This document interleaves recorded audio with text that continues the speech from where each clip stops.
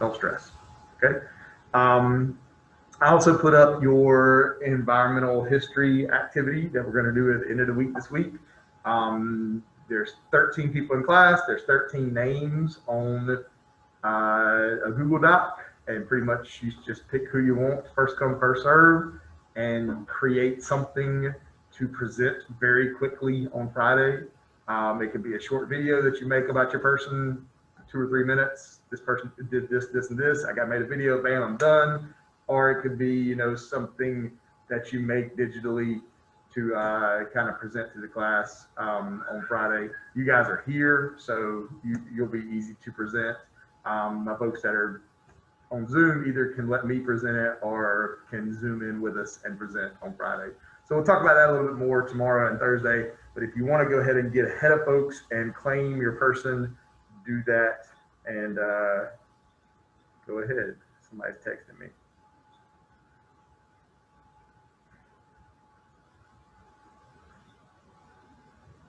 Who is that? Grayson Zimba. Why don't you join the Zoom and ask my question? And Muslim. All right, we'll figure it out in a bit. All right, so let's go ahead and get started. And looking at resources, this is a lot of the stuff on this unit is just kind of in general way to look at big picture environmental science. You could probably take this unit and it kind of has everything we're doing all semester in it in one little bit. But rolling through resources real quick, perpetual resources don't go away. So what's our example?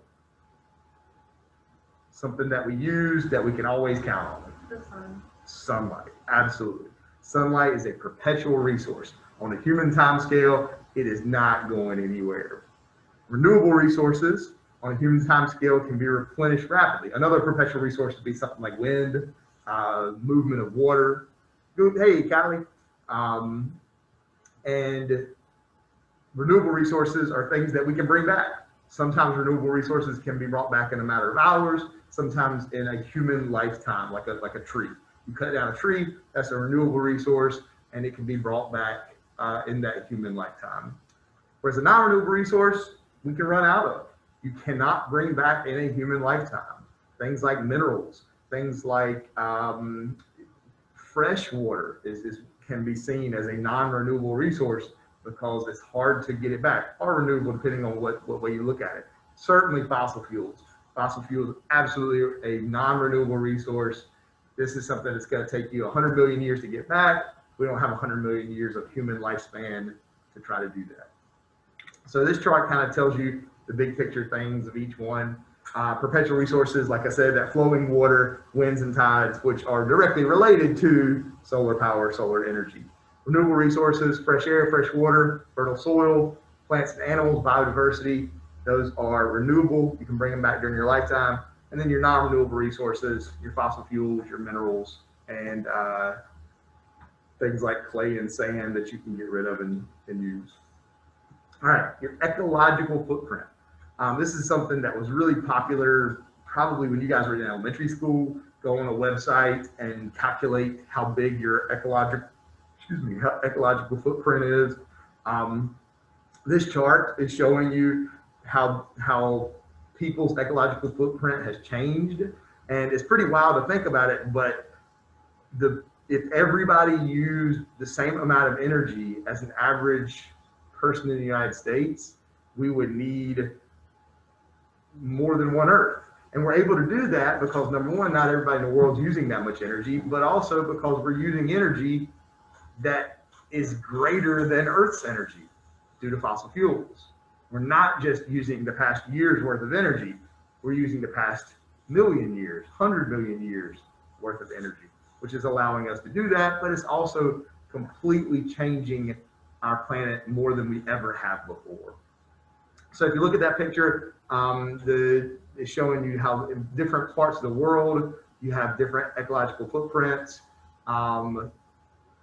United States, certainly the highest.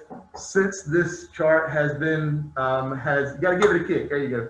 Since this chart has been made, China has probably surpassed most of the European Union, but this is about 10, 15 years old. Yes, ma'am. Recording. Yes, ma'am, but it's okay. I'm gonna edit it later. Can I borrow her for 2 seconds. Shoot your pet. Come on, we only got 2 seconds. Okay, you got plenty of time. Take your time. Take your time. All right. So, you know, if you live a affluent lifestyle, you're going to have a big footprint and take a lot of the Earth's resources, and there comes some stewardship with that. If we're going to take a lot of the Earth's resources, then what are we going to do to help the Earth? So there's that. All right, next thing is the tragedy of the commons, and this is this this is a concept of environmental science that is very, very popular. This guy wrote a book, I think, called The Tragedy of the Commons in the 50s or 60s. And it's a way of thinking about why we run out of resources when it seems like we have a lot. And this is I do a really fun activity on the tragedy of the commons that we're not able to do this year for obvious reasons. But my activity, I'll explain it really quick, is I get a group of 3 or 4 people and put them around a bowl of goldfish, the crackers, not the actual goldfish. And everybody has a straw. That's their fishing pole. And goldfish are really, really light. And one thing that you may not know you can do is you can take a straw and create enough suction to pick up a goldfish out of a bowl. And so what we would have everybody do is take turns and have maybe 10 seconds to fish as many goldfish out of the bowl as they can. Next person would go, next person would go, next person would go. And then I would come around and say, okay, well, Lauren won because she caught 12 fish. Now let's go to the next year. You guys have 3 fish in your bowl. All those fish are going to multiply. Let me add 3 more. Here's the next year. And they kept data of what was happening. If I didn't give many other instructions than that, a lot of times I'd have somebody try to win. I'd have somebody that would just try to get all the fish. All the fish would run out. People would starve because they couldn't get fish. But then they would have an empty fish bowl and say, crap, now we all die because there's no more fish to eat. And so then they had to rethink their strategy. Well, let's leave some fish in the bowl for the next year. Well, let's try it again and do that. Inevitably, you would still have a member of the group that took more than their fair share because, oh, there's plenty, there'll be enough for me next year.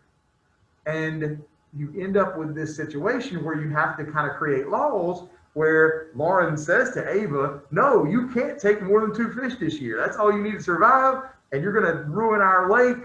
You can't do that. What the tragedy of the commons says is what seems like a perfectly rational decision becomes perverse and irrational when you take into account shared resources. Okay, so let's look at an example here. This is maybe a better example than my fishbowl example. So we got a field of grass that's shared by 6 farmers. Each farmer has 1 cow. Okay, and everybody's happy. Everybody's got a successful farm. Everybody is rocking and rolling. So here's the deal. Each cow produces 20 liters of milk. We'll move Callie out of the way real quick. I know she's fine. 20 liters of milk per day. The carrying capacity of the commons is 8 cows. So the field can support 8 cows. Each cow above 8, the milk declines by 2 liters due to overgrazing, blah, blah, blah, blah, blah, less grass, less milk. So right here in the beginning, every farmer has a cow. Every farmer is getting 20 liters of milk. All together, they're getting 120 liters of milk. Okay? Now, it would be perfectly logical to think, since there's only 6 cows in this field, the field isn't full, one of these farmers can say what? I'm going to get another cow. And that's exactly what happens here. Everybody's maximizing profit, so this one farmer says, hey, I'm going to get another cow. And who is he hurting? Nobody. Nobody is being hurt. This farmer has doubled his milk production by buying another cow, and no other farmer is being hurt. Where's the problem going to come in? If all these farmers are going to look across the way and say, man, he's making twice as much milk as he used to, I want to do that too. And you end up still no problems, but eventually you start increasing your carrying, you going above your carrying capacity, and now your farmers, now your cows cannot produce enough milk. So each of these farmers have said, hey, I'm going to get another cow. And even though 5 of the 6 are making still more than they were, they've created a situation where they've reduced almost back to normal because they went over their carrying capacity. It gets really crazy when you go back to this original thing. What the original farmer said, hey, I bought another cow, I started making more milk. The only solution here would be get another cow. Because now I still can get more milk, but then all the rest of these farmers are saying, well, shoot, I just paid to feed 2 cows. I'm paying to take care of 2 cows, and I'm back to what I originally was. So just to keep up, those guys would have to keep buying new cows. And so it ends up with the original decisions made perfect sense. It wasn't hurting anybody, it wasn't doing anything. But when everybody made that completely rational decision, it became a perverse decision. It became a decision that messed up the entire ecosystem. The tragedy of the commons, tragedy being everybody kind of screwed up themselves, but commons being as shared resources. Same thing with Continued Creek. You see this all the time with trash. Oh, it's just one piece of trash out my window, no big deal. Well, you know, the tragedy would come if everybody felt that way. And then our roadways would be littered with crap because what is, yeah, you're right, just one piece of trash becomes now millions of pieces of trash because everybody feels that way. You know, to say, well, you know, every time I cast, I catch a catfish in Continued Creek. Every time I put a lure out, I catch a catfish. Well, there's plenty out there, so I can take as many as I want, even though the Wildlife Services says the limit is 3. Well, that's fine until the next person tries to come fish and can't catch anything. So it's something that we really have to think into, because when it really comes down to it, yeah, we can draw lines on a map and we can say this is my land and this is your land and this is public land and this is private land. But when it comes down to it, this is one planet with a shared biogeochemical cycles. And what you do on your private land is inevitably going to affect someone else.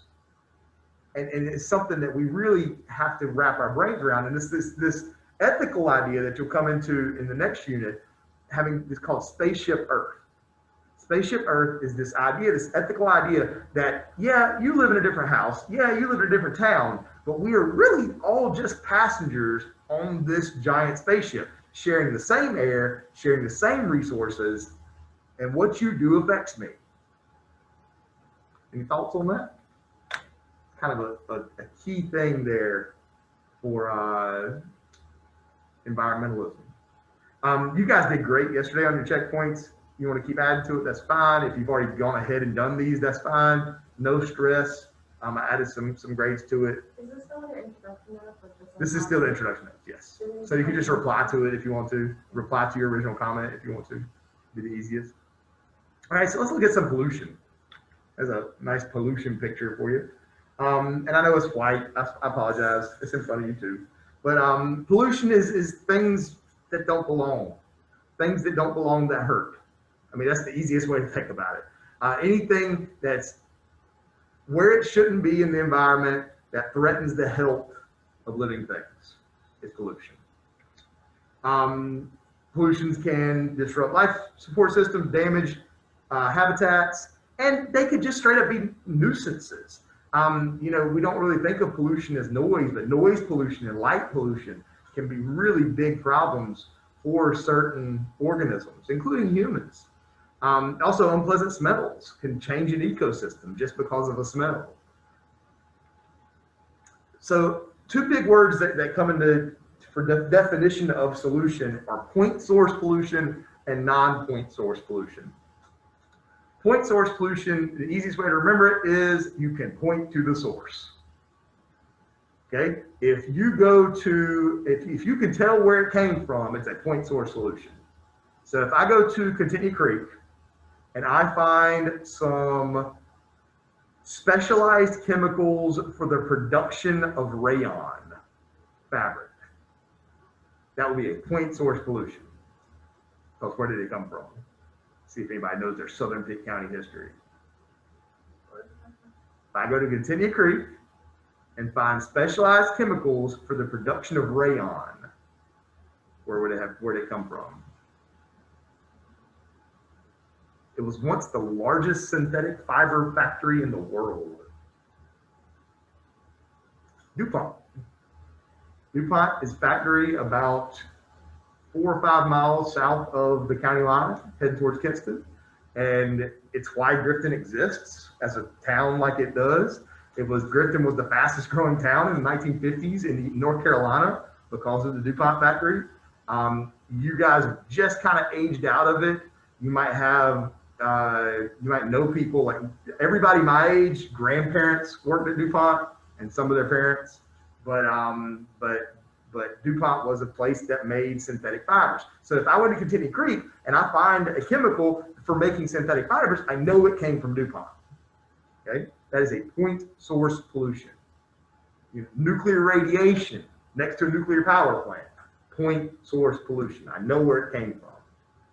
Most pollution, though, is not fit in that category. Most pollution is non-point source pollution. It is dispersed. You can't point to where it came from. If you find oil on Highway 11, spilled oil on Highway 11, well, you know it came from a car, but you don't know which car it came from. So that's why it is a non-point source, more diluted source of pollution. Oh, we got 3 people listening. No, that's great, guys. All right. We already mentioned that. I want to go back. Okay, there we go. So just some pollution questions. Don't beat yourself up on the pollution questions. Just something to think about, get your mind rolling, and keep you thinking during class. And if you're folks at home, same thing. I'm not going to be in here like, oh, this is not 3 things that you could do. This is only 2 things and 1 thing that you made up that isn't real. Don't stress on it. Just think and roll. So how can we deal with pollution? The best way to deal with pollution is to prevent the pollution from ever getting there. Reduce or eliminate the production of the pollutant. Try to stop the pollution from ever getting there. Output control will be cleanup. Cleaning up or diluting pollutants after they've been produced. Usually, cleanup is what gets all the attention. We go and clean up the ditch bank and pick up the trash. We put certain detergents into the ocean to clean up oil spills. That's what gets all the attention. The prevention, though, is so much more important because the problems with cleanup is it's temporary because it's just going to happen again if you don't stop the source. It's going to move the pollutant from one place to the other. When you go out and pick up trash and put it in a bag, it gets picked up and taken to the landfill. It's still there. So you're just moving it from one place to another. And it can be very, very expensive. It can be very expensive and very energy costly to clean up pollution. So prevention of pollution, input control, is much more important than cleanup and output control. And that's another checkpoint about pollution cleanup. Once again, don't beat yourself up. A lot of people went ahead and did all the checkpoints. No stress. Give me a little bit about what you got, and we'll roll. So how do we get here? How do we get these problems of environmentalism? The environmental problems, how we get there, because once we figure out how we got there, now we can look at what we can do to fix it. Major causes of environmental problems are population growth, wasteful use, poverty, or environmental accounting. That goes back to thinking that the McChicken only cost $1. And then ecological ignorance. So many of these things up here can be fixed by education. That's why I teach you guys, and that's why I hope you go and teach other folks. Okay? And if you could only do one thing to fix environment of the world, only one thing, one magic bullet, you can only do one thing.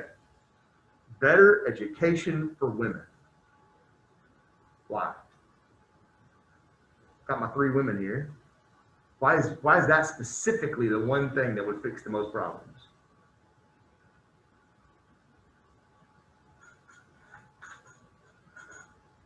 We would cut back on population growth, You could fix that problem. which in turn Because if you're educating a young woman, what is she not doing? have a bunch of kids. She's not just sitting at home making babies. And if you're educating a young woman, you're giving her something to do other than that traditional role of just being baby factory. It also helps your resources. So many parts of the world, women run the household. And if you can educate women on how to better run the household, then you're creating a more sustainable environment.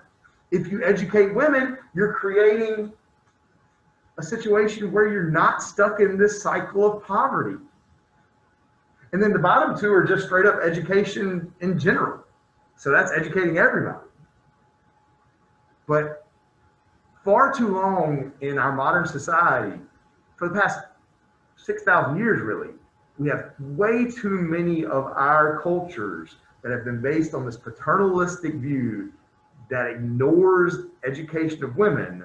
And many of our problems, especially in the developing world, but also in the developed world, have been created by treating women as second-class citizens and not educating women. Educating women solves so many of our problems. That's why this class is the best. So it's just kind of giving you some examples of the environmental problems. I'm not going to go through all of these. Just different environmental problems that are out there. We're going to, throughout the semester, we'll hit just about all of these, but just kind of showing you some examples there. So this is kind of another way to look at the chart that we talked about yesterday. Some things that we can do, things that we've done to degrade Earth, but also to make Earth, more livable. So it's just kind of that relationships that we're constantly looking at. 5 basic causes of environmental problems we face today. I kind of just went through a few, so should be able to nail those. Don't give me too much, just quick little examples.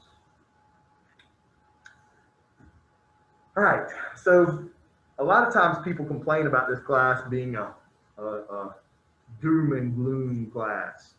I try to make it as positive as possible, but I hate to break it to you, there's a lot of things that we're going to talk about that are just plain sad. This is one of them. The poverty and environmental problems that our world faces. These numbers are about 13 years old, but they haven't gotten that much better. You're not going to change these numbers by billions in the past 10 years. They've done a little bit, but still not there. 1/3, more than a third of people on Earth do not have access to adequate sanitation, do not have access to flushing toilets and sewage systems, which means that they're using the bathroom in open systems, which can very easily contaminate their drinking water, which can very easily contaminate their daily cleanliness and cause infection.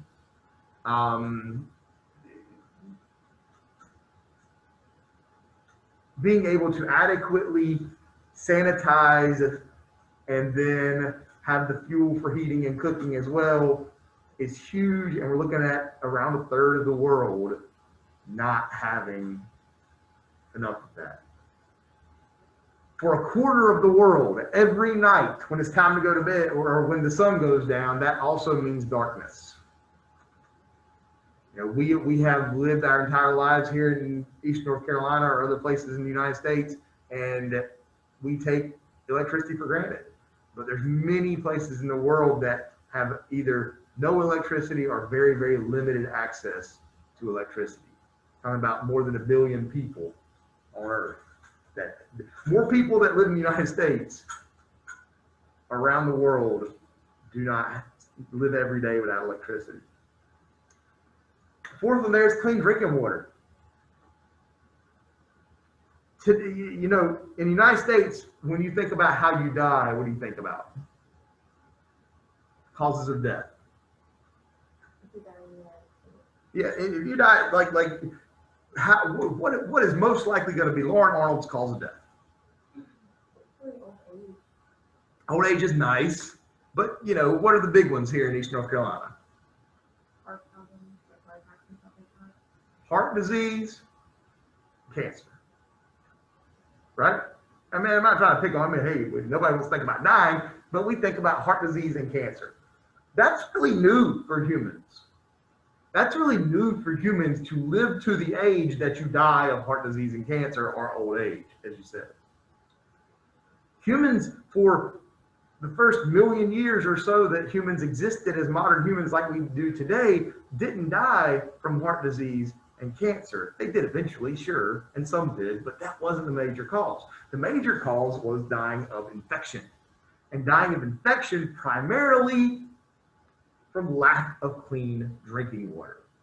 One of the biggest things that has saved our population and increased our life expectancy has been access to clean and healthy drinking water in the modern world, in the developed world, and working on it in the developing nations.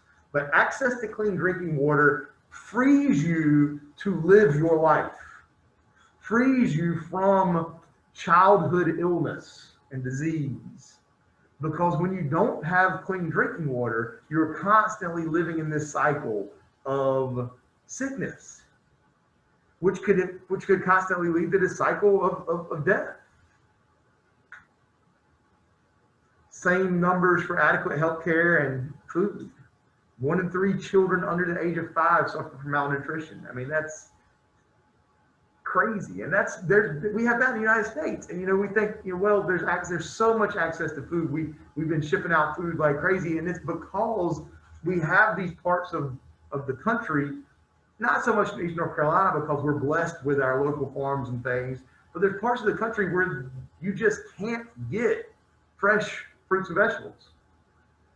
Like there's not a market or a good grocery store within walking distance of your house that you can be able to get those healthy foods. And in lots of parts of the world, they're in that same location. So how do we create this, and you know, what's going on? You know, that's the problem of underconsumption, poverty. Well, part of that is to blame from overconsumption. The word affluenza is a word we don't really like to think about too much because, doggone it, we are all quite affluent. We exist in that world where we have it, and we have, you know, very few of us really truly know what it is to need.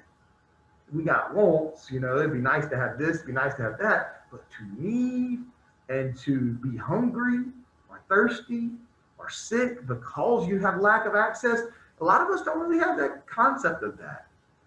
And the overconsumption and materialism that we created in the developed world, a lot of it circles around and causes some of that poverty and underconsumption in the developing world.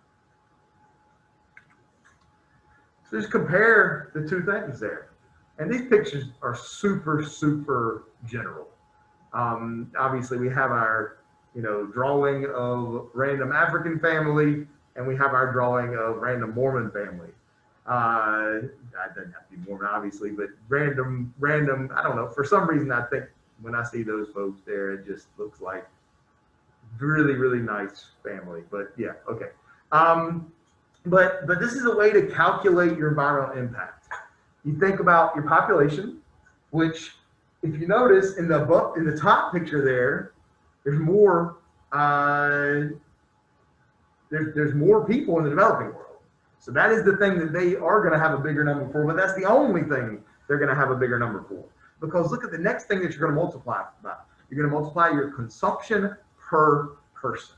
If you think about the amount of energy that it takes for just you on a daily basis the amount of cars that you drive, the size of your house, the size of your living area, the wasteful food that we go through versus the developing world, the size of their houses and things like that. Then you have multiplied by the technological impact, the fossil fuels that are used, or the lack of fossil fuels that are used. That's going to equal that environmental impact. And that's really where you get into the enormous disparities in what we're doing on our planet. And, you know, it's just something that once we come to terms with it, once we come to terms with the fact that, hey, all of us are on the bottom of this chart, then we can start looking at how we can change things. Then we can start looking at how we can live differently, and, you know, how we can not change the lives of the people on top, but make them more livable, make their lives where they don't have to worry about clean drinking water and sanitation on a daily basis. So talking about poverty, things like that, once again, not looking for crazy detail, but yeah. So we got to switch the way we think.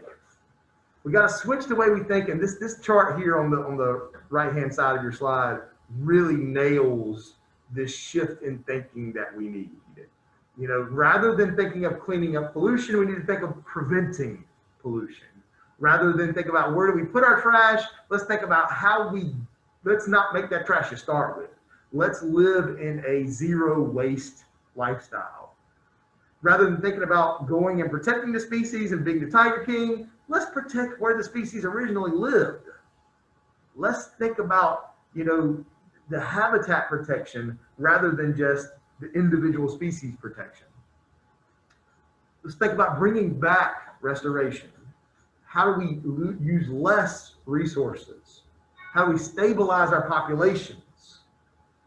And then how do we create that sustainability? How do we protect our capital and live off of what the earth is already doing for us for free, rather than asking more of what the earth does for us? I think that's the last slide. And then we got one more little thing there. Yep. So once again, this is the introduction to environmentalism. It's all about relationships. You can't isolate one part of environmentalism, environmental science. It's all about the different things coming together and understanding how they go. So we're going to pretty much nail these circles as we go forward. We're going to start in the biodiversity world and the nutrient recycling and kind of review what you learned in biology and chemistry.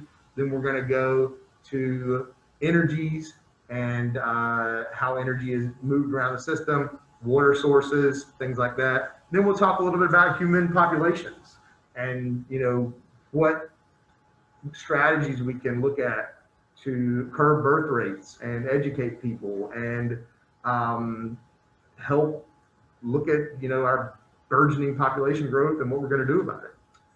So that's pretty much where I'm going to end, guys. You got some checkpoints to check out. Everybody who's done checkpoints so far has done great. Make sure you do the checkpoints. That'll be a participation grade. The essay is up to do. That's a classwork grade. Make sure you knock that out. And then another classwork grade is going to be our environmental people